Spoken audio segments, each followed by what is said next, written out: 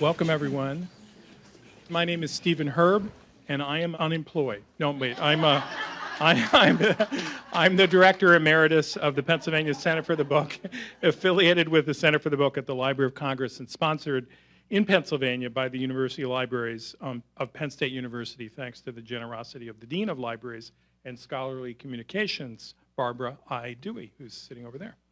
In addition to the University Libraries and our Associate Dean, Ann Langley, who's right next to her, special thanks go to the Office of Multicultural Programs in the College of Education for their co-sponsorship of this event.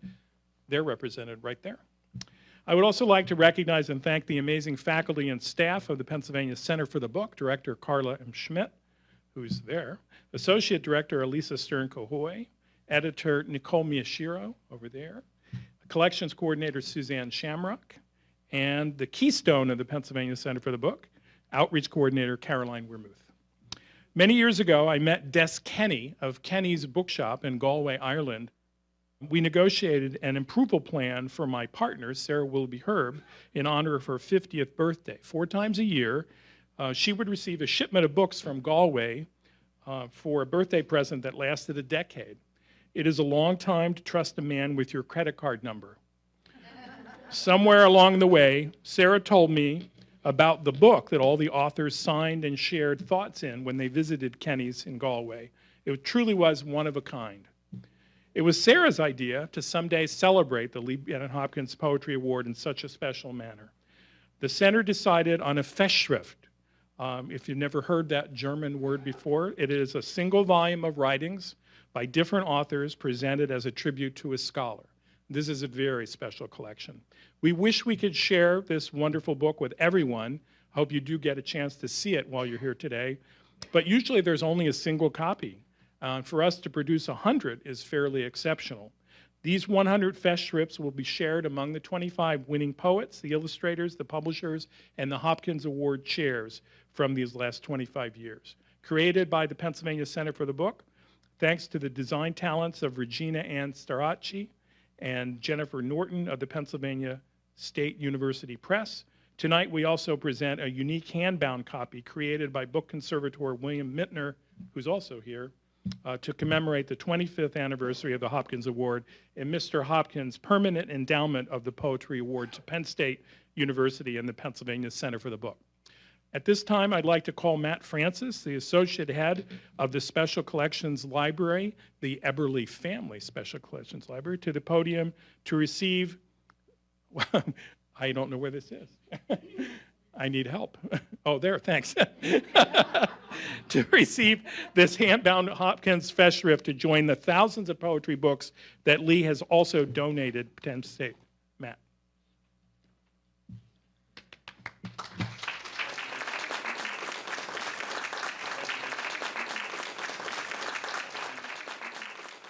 So I just want to take a quick moment, and then I'll get off the stage so the more interesting people can be heard. I just want to thank very much that to be entrusted with the care of this book to the Special Collections Library here. Many months ago, when I learned that the Special Collections Library would have the opportunity and the privilege to partner with the Pennsylvania Center for the Book for the care of Lee Bennett Hopkins' generous gift of children's literature and manuscript materials, I was extremely excited, especially as a father who loves every night reading to his 2 young children, and to now get this Festschrift to further recognize the work that's been done is just absolutely fantastic. And I encourage everyone, I got a chance to look at this before the event, to please come to the Special Collections Library and view this book. There were 100 copies made, but this one truly is one of a kind, and we're looking forward to sharing it with everyone who has a passion for this. Thank you.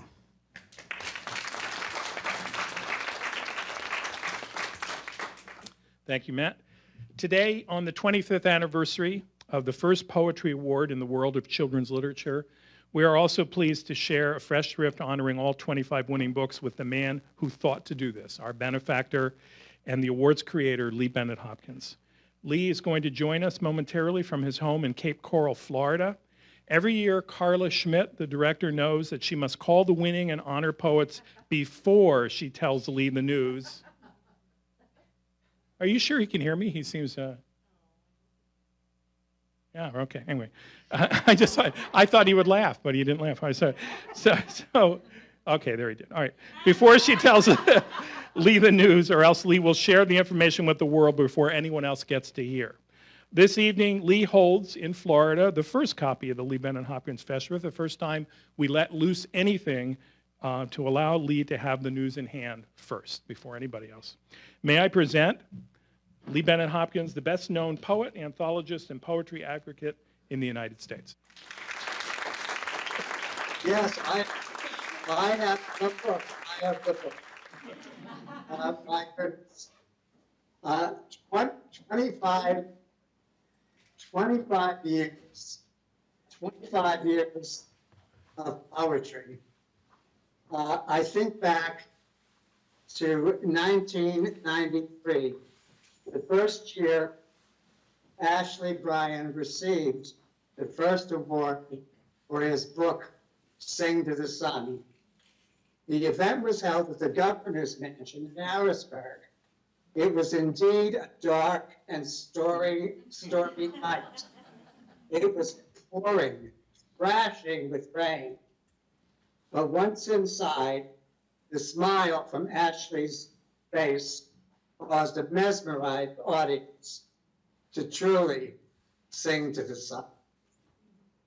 25 years of poetry featuring frogs, fireflies, quilts, cats, a wishing book, the sea, how to hypnotize a tiger, sing Harlem songs, learn how seasons close their files on each and every one of us. There are so many thank yous to cite.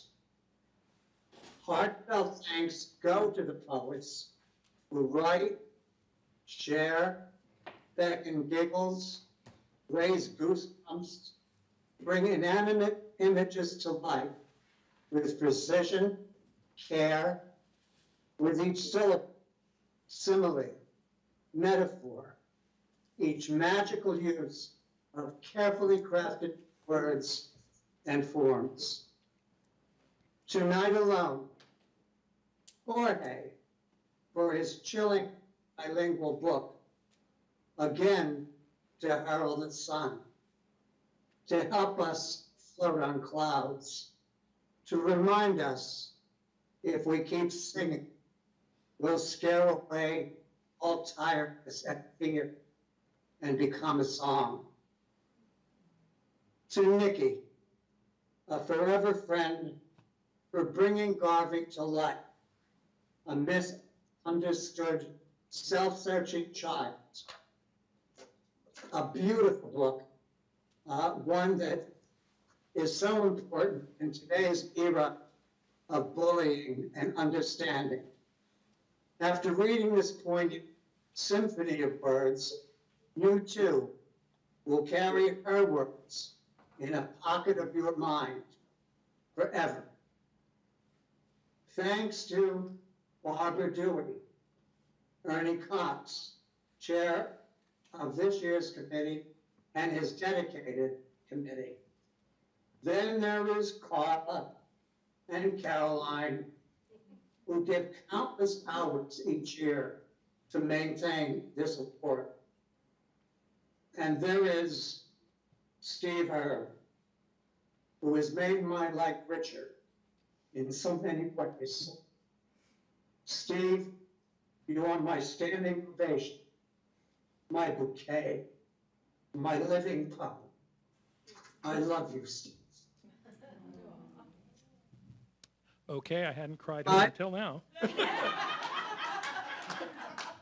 I want to add thanks to my beloved maternal grandmother, Lena Thomas, who encouraged me from a very young age to always give back. I have endowed Penn State to continue this work to perpetuity. This award will continue to bring poetry into children's lives, all children. It is my way of appreciating the genre, so rich, so needed, more so than ever before. Enjoy the evening. Pass the poetry, please.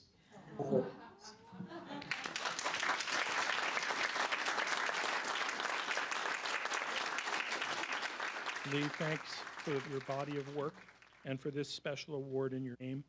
It is now my pleasure to introduce last year's chair of the John Newbery Committee, Ernie Cox from City, Iowa, a K-12 librarian, school librarian, and the chair of the 2017 Lee Bennett Hopkins Award Committee, and his technology assistant, Elisa Stern cohort.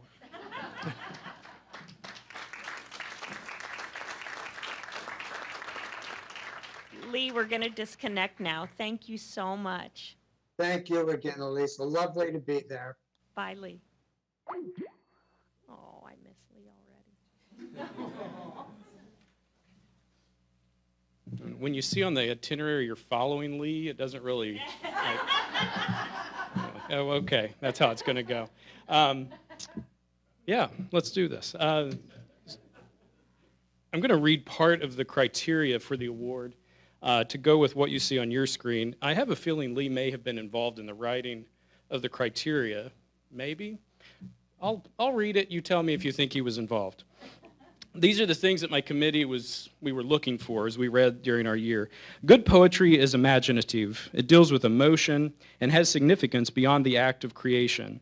It uses figurative language, yet is compact in thought and expression. Good poetry has an element of beauty and truth which appears unstable outside of the poem. The book, which wins the Lee Bennett Hopkins Award for Children's Poetry, must be accessible to children, and its presentation must serve the poem or poems in an attractive and appropriate manner. I don't know, I think the poet may have been involved in the criteria. So those are the things we were looking for in our year of reading. This is granted annually to an anthology of poetry or a single volume poem published for children in the previous calendar year, as per the copyright, by a living American poet or anthologist. I was the chair, and I was fortunate to have four capable and just phenomenal people to read with: Katie Sue Buchholz, Carolyn Cook, Margarita Engel, you may know that name, and in our audience, Emily Aguila Perez, professor here, and she's going to join me in just a moment. This was a wonderful committee. Lee really has created an amazing experience for the committees because we just read poetry all year. And then we had email exchanges and then the phone call at the end to make some decisions. And it was a great phone call. I won't tell you what the conversation was. It's confidential, but it was great. It was great. So let's get on to the winners here. The winner of this year's winner of the Lee Bennett Hopkins Honor Award for Children's Poetry goes to Nikki Grimes for Garvey's Choice, and that's published by WordSong, an imprint of highlights. Let me just say a few words, because I know my job is to get out of here as quickly as possible. Garvey's Choice is a coming-of-age story that walks the reader through the trials, emotions, and joys of dealing with school and family. Readers will be rooting for Garvey as he bravely faces bullies, family expectations, and finding his own path. In a compact volume, brief tanka poems show the emotional growth of the protagonist as he accepts himself and discovers unexpected connections with family members and friends. Both the subject matter and beauty of the language offer young readers a message of hope. Nikki Grimes, will you come forward and accept your honor award for Garvey's Choice?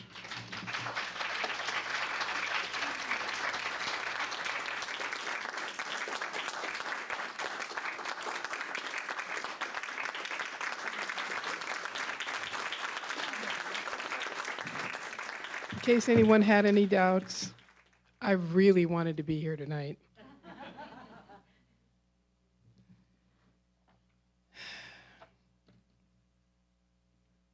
A slice of truth. Skipped another lunch, then piled my plate at dinner. Might as well give up. Lose 1 pound, then put on 3. Diets are not helping me.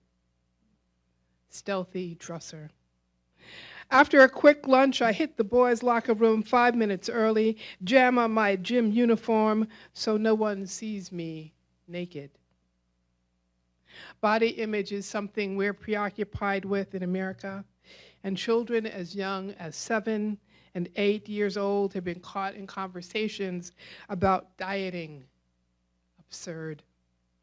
Absolutely. But it's true nonetheless. As such, the subject of weight and body image turns up in children's and young adults' literature. More often than not, the character in question is a girl, as in the case of my own Diamond Daniel chapter book, Halfway to Perfect. But what about boys? Where are their stories? The psychosocial impact of being overweight in America touches them too. Shadow. My mom, dad, and sis could fit inside my shadow and poof, disappear. Whenever I stand near, that's how it feels. They're all so small. I could be smaller if I really wanted to, if I really tried. I swallow those words with a tall glass of water and sleep. Too skinny for words. Too skinny for words bumps into me on purpose. Oops, he says sorry. It's kind of hard to squeeze by since you take up so much space. Under the stairwell, I take a beat, close my eyes, and hum loud enough to drown the ordinary sound of meanness flung my way. Day 2. My mirror throws back reflections of a round boy whose face looks like mine. Who is he? And how have I disappeared inside his skin? I search through my shirts for tan, brown, gray, colors that can help me sneak past any rough wall of words I'm at risk of slamming into. Boys sometimes suffer from things like low self-esteem and the effects of being bullied as deeply as girls do. But we rarely come across examples of that in middle grade fiction, and that's something I wanted to dig into. And so I began to write a novel in verse, tentatively titled Fat Boy. The working title was a reflection of my intent to go straight to the heart of the matter. I never like to mess around. Now, obviously, I'm not a boy, but this topic is familiar territory for me. As a child, I was outrageously skinny. Yes, I know it's hard to believe, but I was, and I looked almost anemic, in fact. Most of the jokes volleyed my way had to do with being skinny. Black Toothpick was one of the names I was called. Yeah. But as an adult, I discovered to my great horror that I was suddenly packing on the pounds, and so I've been on both sides of the weight issue. There is much in the story that I can relate to. After completing my first polished draft of the work, my agent and I started shopping it around. And the first editor we showed it to found the material too painful to work with. When I pressed for the reason why, I learned that he'd suffered some of these issues himself as a boy. I'd had no idea, and he had no desire to revisit them. This response convinced me of the importance of tackling the topic, so I moved forward with an even greater sense of urgency. Eventually, the manuscript was acquired, and once it was, two things happened. First, my editor, Rebecca Davis, wisely suggested that the story needed to be about more than just the character's issue with weight. That, she said, should be one element of the story, but not its center or even its primary focus. After all, there's more to a person than the numbers on a scale. And the story needed to show that. I saw the editor's point. Doesn't always happen. And with her careful prodding, I began to explore who this character, this Garvey character was, what made him tick, and what the underlying reasons were for his overeating in the first place. With each new question I asked, the story began to open up. Origami. Mom's got a talent for origami, but she can't fold me into the jock Dad wants me to be. At least she knows not to try. Mom speaks. Later, Mom asks him, Why don't you let Garvey be? I hear Dad snort twice. Why can't he put those books down, play tackle or basketball? Garvey likes to read. When was that not a good thing? Thanks, Mom, I whisper. You're right, says Dad, but reading can't build muscles, can it? When I was his age, my pop and I always played. We roughed house like, well, normal. I go downstairs, grab a Coke, wash down Dad's disappointment. As I probed Garvey's heart and mind, the strained and complex relationship he had with his father gradually emerged as the core of the novel. The new focus of the story resulted in the second thing that happened. The title changed. Now it was Garvey's choice. The meaning of Garvey's choice is manifold. On one level, it was Garvey's decision to take a risk, to push past fear of failure, and to try for the school chorus and explore his lifelong love of music. Morning classes. Blue notes, sad as me, wail their way from a classroom I've never been in. Chorus, says Joe when I ask. It's a new club. You should join. You're always singing, or at least humming out loud. Yeah, but I don't know. Look, says Joe, your voice is choice. You should let others hear it. Garvey's choice. Ignoring my nerves, I march into the classroom, squeak out why I've come.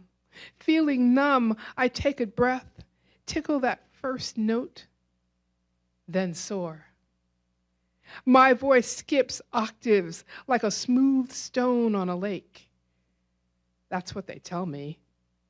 Well, class, says the director, guess we found our new tenor. Garvey's choice is also about holding on to an old friend while choosing to make a new one. It's about whether or not to move beyond his father's expectation to carve a space for his own story, his own dreams. It's about leaning into the gift that makes him worth more than his pant size. Garvey's choice centers him in the power of who he is on the inside. 3 bears. It doesn't matter how wide I am when I sing, just like Goldilocks, I finally found what fits. My high tenor is just right. When I sing, my heart floats full and light as if I'm a balloon of song, rising with every lyric, reaching the edges of space. In the end, Garvey's choice takes him places he has never been. He develops a new and deeply satisfying friendship that he wouldn't have otherwise enjoyed. He develops a new pride of self, and for the first time in his life, the taunts of bullies roll right off his back. More importantly, for the first time, Garvey is able to show his father who he really is. And as a result, father and son connect at long last. And the possibility of a new beginning for them reveals itself at Garvey's first concert. New fan. Dad stands to the side, beaming pride like a nova, lighting up my year. Mom's crushing hugs expected. The nod from Dad, like Christmas. First contact. A knock at my door. It's Dad, a CD in hand. Hey, son, I wonder if you've heard this song before. It's my favorite by Luther, Dance with My Father. Something warm rises in me. I'd speak if I could. Instead, I give Dad the smile I've been saving forever. You'll notice I haven't yet mentioned anything about the form of the book. I honestly could have started there, but I wanted to save it till the end. Tanka poetry was my form of choice. For my earliest days of writing, poetry at the age of 6, I was fascinated with the notion of telling a story or painting a picture using as few words as possible. And so I found myself naturally drawn to haiku, and since I've discovered it, to its cousin, Tanka poetry. There was something about the challenge of packing a story into 5 little lines that appealed to me.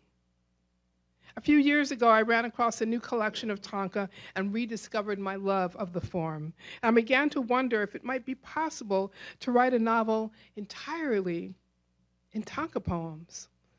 And of course, there was only one way to find out, and that was to give it a try. Garvey's Choice was the result. This short poetry form presented a variety of challenges, not the least of which was how to pack that much story, that much information into such a compact verse structure. One of the solutions I came up with was to create a series of linked tankas as needed. Where a single tanka verse was insufficient, I would link 2, 3, or even 4 at times together in order to complete the thought, the section, the chapter, as it were. I'm particularly fond of that old adage, where there's a will, there's a way. Make no mistake, I had the will. I want to thank the Lee Bennett Hopkins Poetry Award Committee for choosing to honor Garvey's Choice. Thank you for validating my craft and for affirming the value of this work. In a literary environment in which poetry, especially poetry for children, is often treated as a stepchild, the affirmation of this honor is no small thing. Thank you.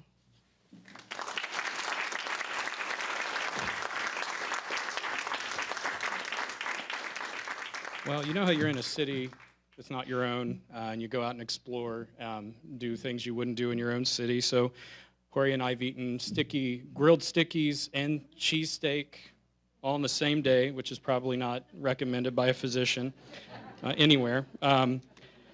And then when I went up to iron my shirt, I decided to watch ESPN, which I never do. Thought I might catch some baseball news. Certainly not the Phillies, because didn't have a great season. My mother-in-law lives in Philadelphia. Can't talk to her about it. But as I was watching it, no baseball coverage. It was all about Colin Kaepernick and what's happening in the NFL. And one of the commentators said, I wish he would just come forward and say something so this conversation can be closed.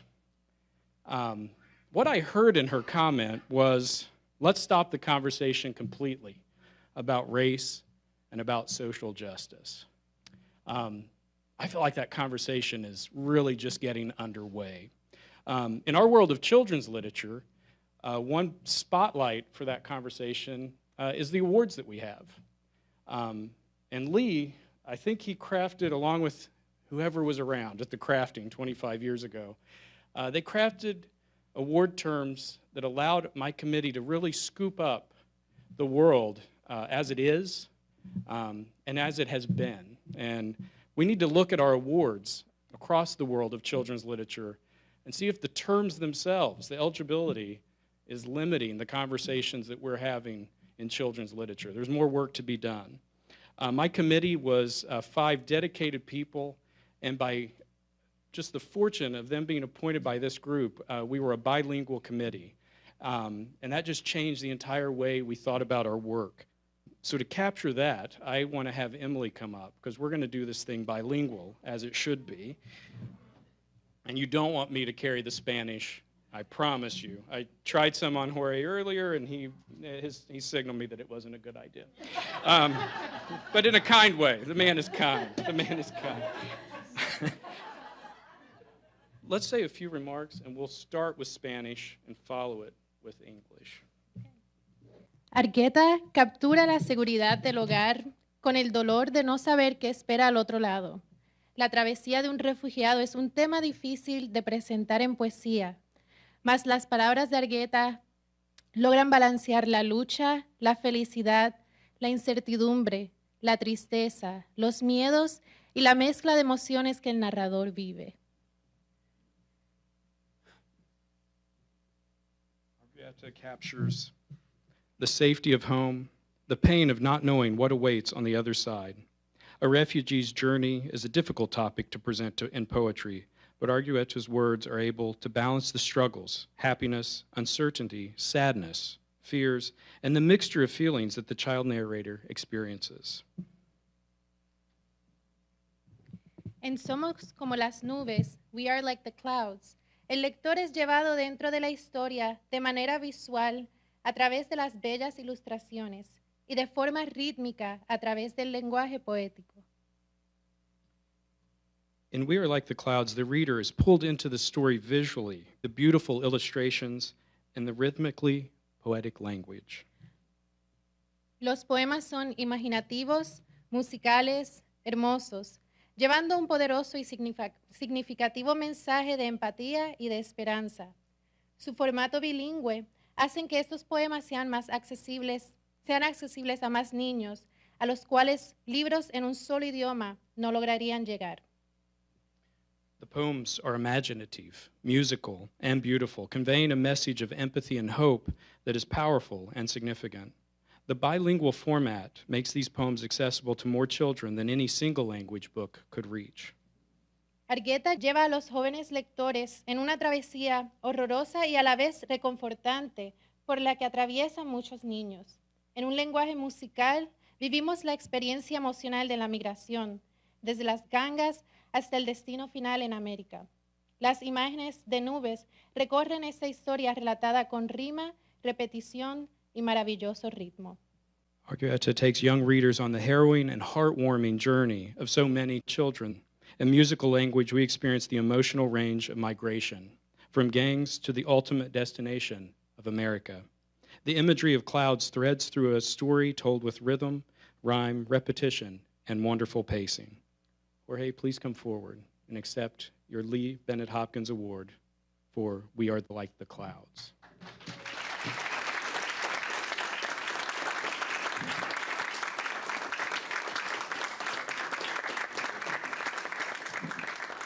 Buenas tardes. Good afternoon. Muchas gracias. Thank you so much. This never happens to me, so I'm a little bit emotional, because I was sitting there listening to you, Nikki, beautiful words, and I know a lot of stories like that too, and we need to be the voice of those people, We can't stop. We need to express the pain, the anger, the happiness, the misery of our people, what they go through.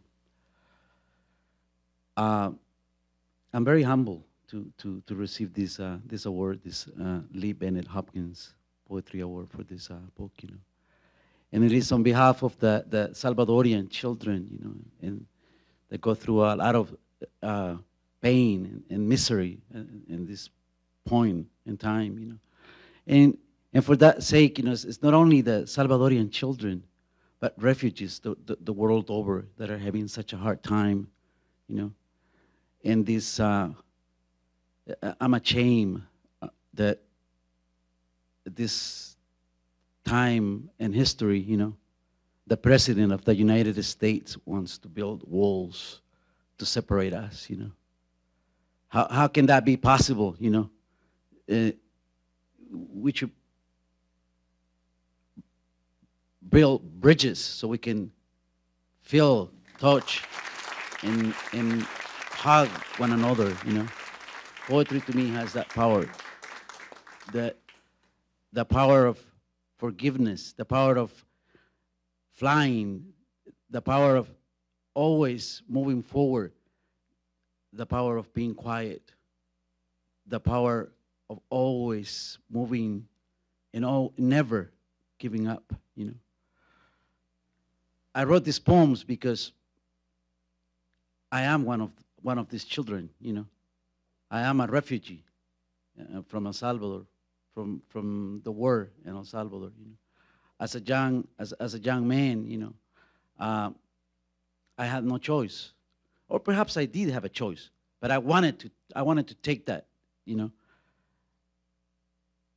I grew up in a small town, and we moved to the city. I'm gonna try to make a long story as short as I can. You know, we moved to the city, and in the city, we happened to live behind this amazing hill. It's called the San Jacinto Hill. You know, and in front of us, we have this amazing volcano, the Quesaltepec volcano. You know, and in front of us, the city of San Salvador. So many things happen here, you know.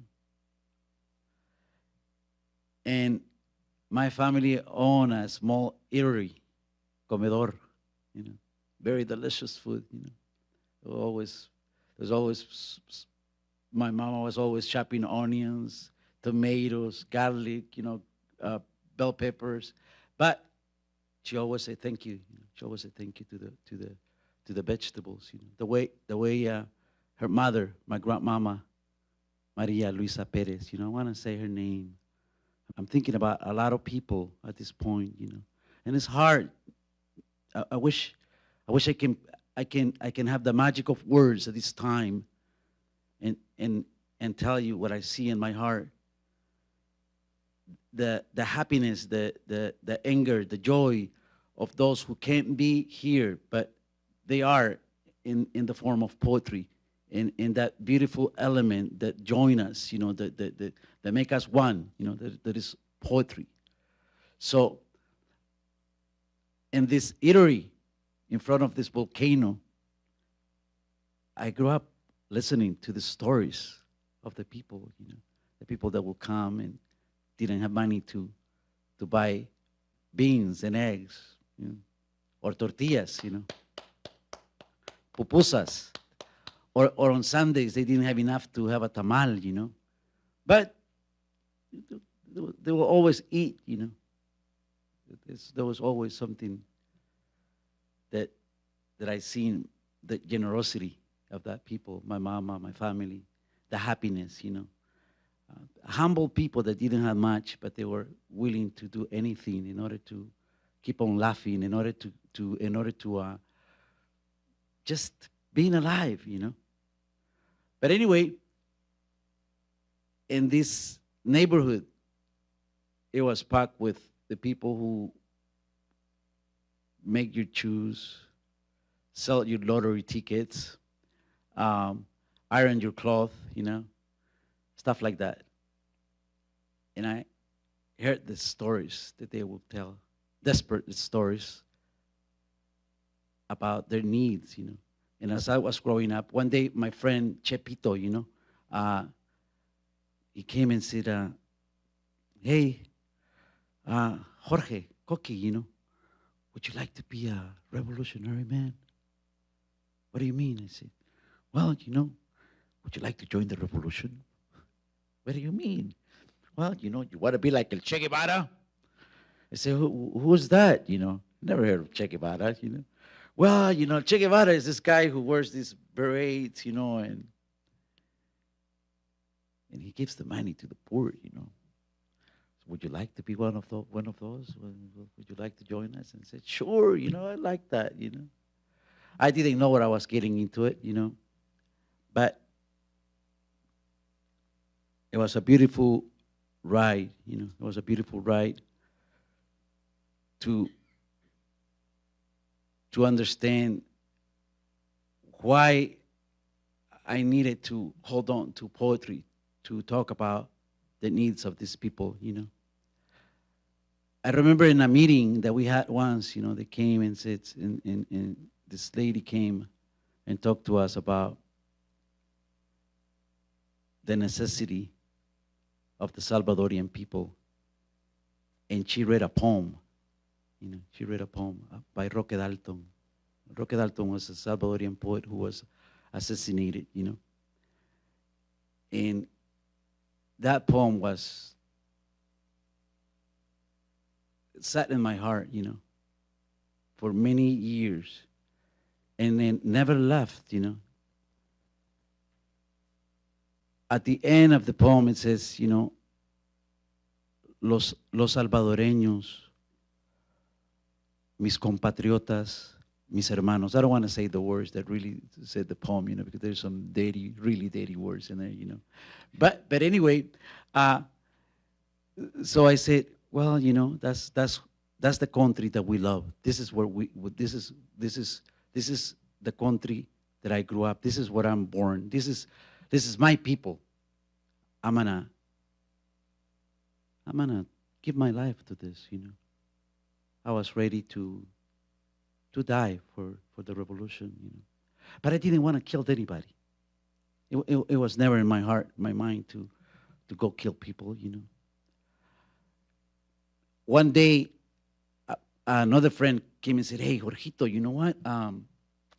There's this movies going on, you know, La Culpa y la Esclava del Deseo, you know, these nasty movies, right? Come on," and say, "They're not going to let us in, you know, you have to be 21 years old to go see this movie." "Oh, come on, you know, they let us in, man, come on, let's go." So, El Mundo, we call him, you know, he had a citizen watch. Yeah. He sold newspaper through the streets of our neighborhood and through the streets of San Salvador, and by selling these papers, he bought that citizen watch, you know, and it was his pride and joy. Every time he could, he will show it to you and say, "Hey, man, you can't hear the tick. It's so fine," he says, you know. This is the best watch ever, you know. It's such a fine watch, you know. Anyway, we got to the movies. They didn't let us in, even though we keep on going like this, you know. You midgets don't, you know. Come on, get out of here, you know. So we never got into the movie. So we went to back home, you know. I wanted to sit in the window seat, you know. He wanted a window seat too, so we can watch, you know. And between us, there was an empty seat. Two men got into the bus, you know. One sat in between, and he opened a bag that he had, and from that bag he got a huge knife and put it in his ribs, you know. He said, "Give me the watch." And so I saw El Mundito, you know. I just put my face right against the window like if I was asleep, but I'm not asleep. I'm watching and hearing everything, you know. And so this guy, the guy who was sitting in between, he says, "Mijo, my son, I'm talking to you. Give him the watch, boy." You know, he's learning. He's learning and he's nervous. You know, he will stab you, this son of a bitch. He will stab you, and he will stab you to death. You know, he might go through your belly, your guts, your liver, your heart. That's a huge knife he got in his hands. You better give him that watch. So El Mundito, you know, he's don't want to give his watch away, you know. Probably thinking about the fine ticks, you know. And finally he took it from his wrist, and then he's looking at it like one more time, you know. And he give it to the guy, you know. When we got home, you know, the San Jacinto Hill, some flames, you know, somebody had put some fire on it, you know. But that's the way we live, you know. Do I hate that guy? I don't hate that guy. That's just a metaphors for what we people go through in our countries, you know. The people that live, you know, the children, the youngsters, they don't have any choices sometimes. They can go to 4th grade, 5th grade, and after that, they go shine shoes, sell water in the streets, because there's not any other way to make it, you know. So they hear about the United States, and they said, "Oh, I want to go to the States. I want to go there, you know. I want to have a good life too, you know." They think it's easy, you know. Some of them come, some of them die in the attempt. Some of them finish in jail. Some of them are here working their butts so they can send money to their mamas, their fathers, their brothers, their sisters, their grandparents in El Salvador or whatever country they might be from, you know. but they are not thieves. They're innocent, humble people that deserves a good life, you know. And before I left El Salvador on my journey in the 80s, you know, I have a good cousin, Alfredo is his name. He says, my sister Kim says, Alfredo, I want you to do me a favor. You know, this Jorge, he got us in so much trouble. He got all these posters of revolutionary people, Roque Dalton, Che Guevara, you know, Fidel Castro. Burn all these papers, all those magazines, all those books that he had, burn them all. I don't care what you do, but get rid of it. Because they're coming to ransack the homes, and if they find that information, we all gonna get killed. I'm in the States, and I receive a letter of my royalties, you know, and I said, wait a minute, you know, I opened the statement, and it has way too many zeros, you know. Wait a minute, you know. I called my publishers and I said, are you sure this is for me? This has too many zeros. No, that's for you. You earned that, you know, you lucky this time. They bought some company got this book. And so I said, well, okay. That same evening, I bought me a ticket to El Salvador. I called my cousin Alfredo, who 30 years before, my sister had told him to burn the books and burn all the papers, you know. I called him and I said, hey, Alfredo, I'm coming to El Salvador tomorrow. I said, I already got my ticket, man. We're going to buy a piece of land. We're going to build a library. I said, we're going to call them the Library of Dreams. So our children in our neighborhood will come and enjoy reading, I said, you know. So I got to El Salvador, you know, he come and pick me up. We go to the house, we drop the luggage, and no time to rest. We went and buy materials, you know. And so when we are in the land, there's a guy who's building the permit. Hey, wait a minute. You guys don't have any permit to build this so-called library here. So where's the permit? He said, hey, did you see that volcano over there? I said, yeah. Okay. We're going to have a window looking that way. And you see this hill over here? We're going to have a door over here too. So this way our children can hear and see the beauty that we are surrounded by. And all the music of all the streets are going to join us here, you know. But I don't see no planning. And my cousin throws some sticks in the floor. Says, you see the sticks? That's where the door is going to be. And this going to be the other door. Oh, okay. If it's that way, it's fine. He says. So then my cousin says, hey, Jorge, but come here, man. I got to tell you something. He says, you know, when your sister told me to burn all those papers and all those books, he says, hey, the posters, he says, I buried them somewhere around here, he says, you know. But the books, you know, the books, I took them to our town. And with those books, I teach how to read, he says, you know.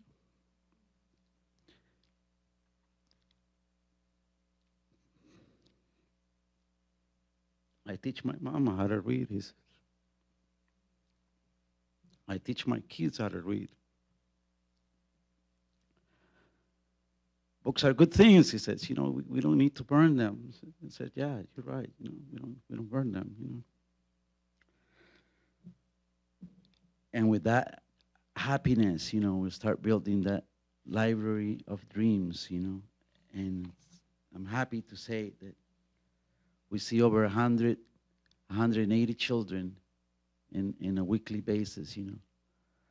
Children that don't have any books at home. Children that are from neighborhoods where life is really tough and danger to become gangsters, you know. But there's nothing as beautiful as to see a book in the hands of a child, you know. It gives me hope. And something really spiritual I was sharing with that man today here, you know. A book before it was a book is a tree, you know. It's a tree. And that tree felt the stars, the wind, the sound of our mother, the water, you know. My grandmama always told me the language of the birds, you know, el lenguaje de los pájaros. So I believe that the language of the birds is in the books, you know. Maybe I'll read a couple of poems from this.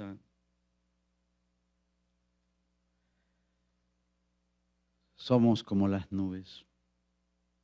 Elefantes, caballos, vacas, cuches, flores, ballenas, pericos. Somos como las nubes. Pupusas, tamales, alboroto, dulce de algodón. Somos como las nubes, milpa en flor, ayotes y sandías, loros y piscuchas, y el gran volcán de San Salvador. We are like the clouds, elephants, horses, cows, pigs, flowers, whales, parakeets. We are like the clouds. Pupusas, tamales, popcorn bowls, cotton candy. We are like the clouds. Cornfield in bloom, pumpkins and watermelons, parrots and kites, and the huge San Salvador volcano. And I don't know if you can see it, but in the book, I'm very grateful to this Mr. Rano, you know, the guy who painted who illustrated this book. He really did a good job, you know, really enjoyed the illustrations. In my neighborhood, San Jacinto, there is a dog that can whistle, a cat that can dance, a rooster that looks in the mirror and in a state of crowing eats coconut popsicles sold by Mr. Silverio. And you know what? You might think this is all made up. No, it's not made up. It's not made up. Buy the popsicle so Silverio can have a little bit, you know. Okay, Silverio, here comes the rooster. Quack, quack, quack. The asacuanes. The asacuanes are birds that announce the summer and the winter too. Mr. Genaro says the asacuanes are the wizards of my country, El Salvador. My grandmother, you know, I always talk about my grandmama as much as I can. I never saw her again, you know. I saw her in a ceremony after 35 years. I was sitting in a teepee. I lived in a ceremonial way for many years, and I still do, you know. I was living with the Paiute people, and we had a ceremony. And in the fire, I saw my grandmama, you know. She came to tell me that everything is fine, that I continue to be that beautiful child that she saw when I was young. I went through a really rough life, you know, and she came to comfort me like she always did, you know. She told me that these birds, the asacuanes birds, you can see them when you have a pure heart. You can see them when they sing. You can hear the song in your heart and your mind and your spirit. And it's a sweet song that will lullaby you. And the asacuanes, you can see how they bring winter and summer in their heart. And when you see that, happiness will come into your heart. The morning is burning, the afternoon is burning, the night is burning. The flowers on the branches of the flame tree sway, and the little red wing hammocks. We had this amazing tree, it's called tree of fire, you know. It's like the leaves, the flower, you know, is really like a hammock, you know. When the wind blows on it, it's like, it's a little hammock, you know. Very, very beautiful to see that, you know. All this in this neighborhood, the Library of Dreams is situated in between one gang here and another gang here, the MS-13, which are brutals, but at the same time, they're my brothers, they're my sisters, you know. y la Mara 18, And so to make the kids come here, I have to go rent buses, because they can't come walking, It's really dangerous, Gangsters, the gangs, they like to play territories, La Campanera has no bells. It has painted men and women, the painted ones, the painted people come out at night, in the afternoon, in the morning. The painted people come out at all hours. They have hard eyes. Their arm, faces, chest, and backs are homes to tattoos like snakes. I am afraid of those snakes. They might bite me. So these children here in this book, they're getting ready to leave. They don't wanna stay here. I really like this painting here. I don't know if you can see it back there.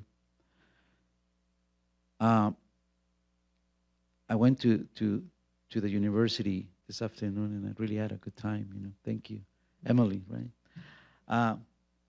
I was sharing with the students that when I was running in the desert, in Mexico, they told me, "Hey, man, if you ever get lost in the desert, don't turn around.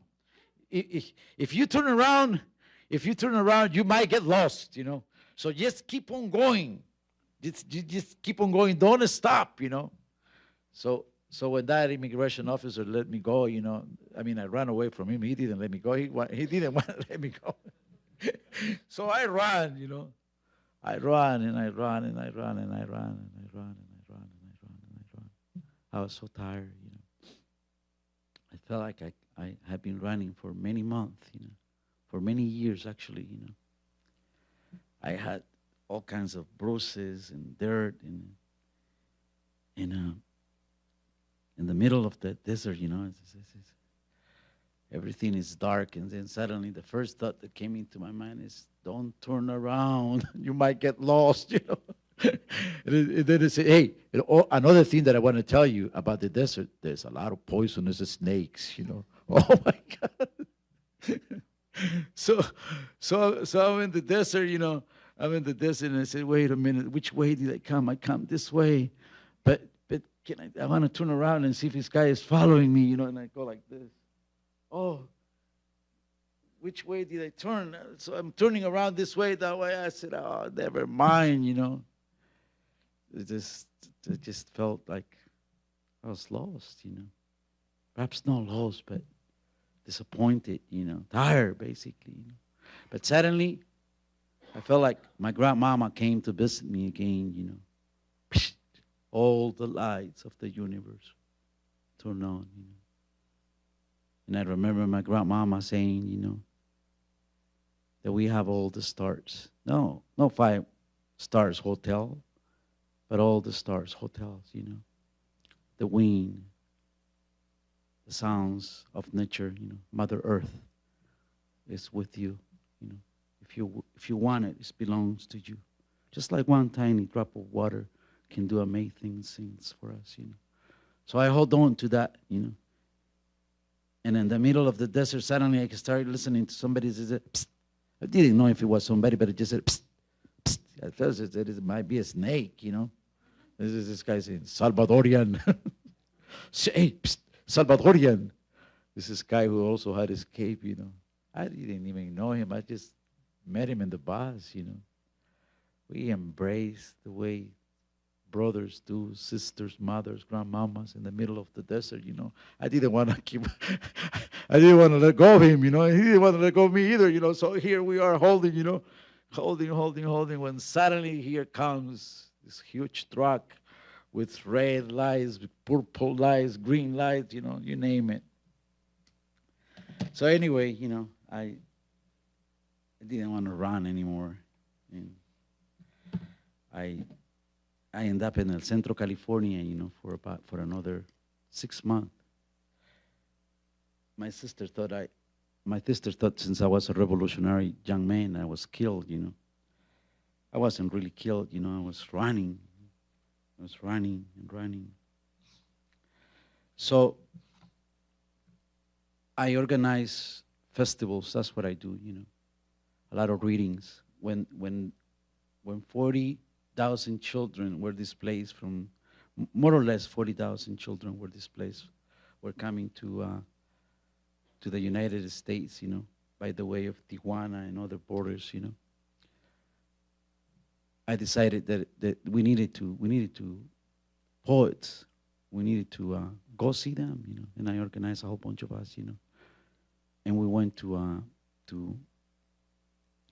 the border to see the children, you know, very beautiful. They wanted to go to they keep on asking me, hey, how is LA? Have you ever been in Chicago? I heard it's huge, you know. My mama's coming for me, you know. I said, yeah, baby, your mama's coming, you know. So I found, before we went in to see these children, you know, we stopped into this office that is called the Desert Angels, you know. These people put water in the desert, you know. And it struck me that we immigrants have a saying. I never knew that, you know. And it's called Santo Torubio. and the people pray to him, you know. Santo Torubio, Santo de los inmigrantes, muéstranos el camino, no nos dejes caer en las manos de la mira, ni de los traficantes, y mucho menos de los Minutemen. Tú que eres el buen coyote, protégenos, llévanos y líbranos de todo mal. Amén. Santo Toribio, saint of the immigrants, show us the way. Don't let us fall into the hands of the Mira and never in the hands of the traffickers or words that Minutemen. You who are the good coyote, protect us, lead us, deliver us from all evil. Amen. So, dreams, nobody can capture dreams, you know. Dreams, this book is just a metaphor, you know, for what we want for our children, you know. Whether they're here, South Africa, in the world where there is distress, you know. Children are children and they deserve a beautiful life, you know. This boy here is dreaming. Sueño.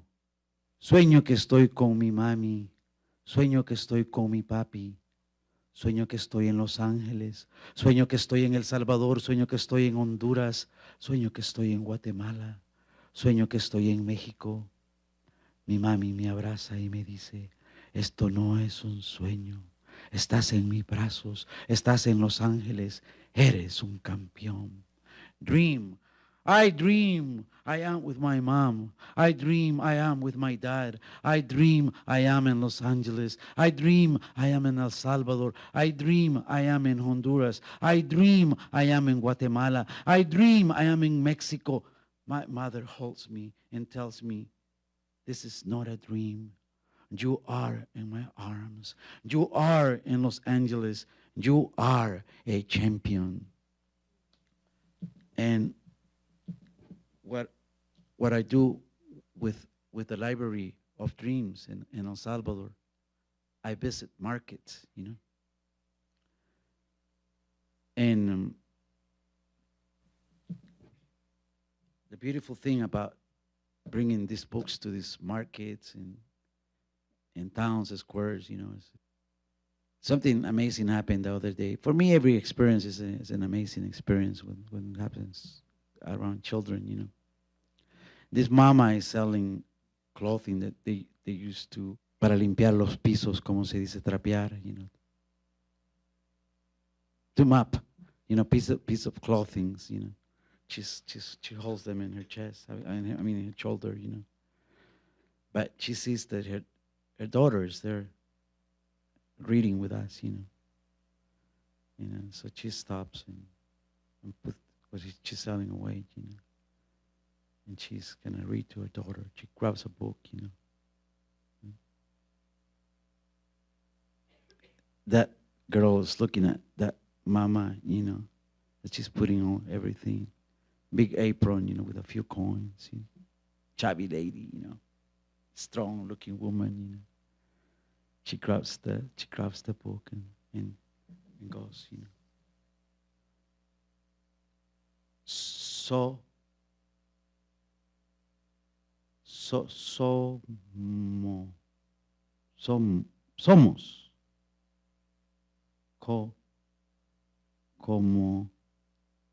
somos como las nubes. That girl's looking at that mama with such a beautiful eyes, I like to believe that I seen God at that moment, And the lady says, how nice. Can't believe how beautiful it is to read to your child. Yeah, I said, very beautiful. Thank you so much, Muchas gracias, Appreciate it. Thank you.